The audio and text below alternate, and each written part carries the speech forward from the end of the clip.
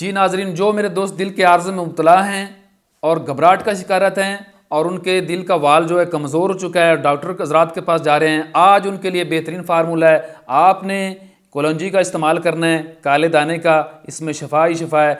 1 चम्मच पाउडर आपने कलौंजी का लेना है और अजवा खजूर की गुठली इसको ले लें, इसका सफ़ूफ बना लें और शहद का इस्तेमाल, इन तीनों चीज़ों का आपने मुरक्कब बना लेना है। माजून तैयार हो जाएगी। सुबह निहार में आपने इस्तेमाल करना है और रात को उसके बाद दूध पी लें। इंशाअल्लाह ताला आपका दिल बिल्कुल मजबूत हो जाएगा, घबराहट ख़त्म हो जाएगी और कोलेस्ट्रॉल लेवल जो है बिल्कुल कम हो जाएगा।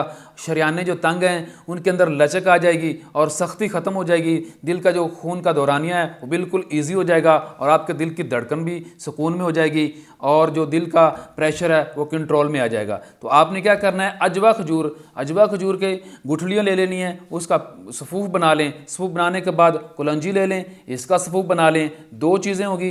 तीसरी चीज़ आपने शहद ले लेना है और उसके अंदर शहद को मिक्स करके आप सुबह शाम इस्तेमाल करें। इंशाअल्लाह ताला आपका दिल भी कवी हो जाएगा और आप बिल्कुल फिट हो जाएंगे।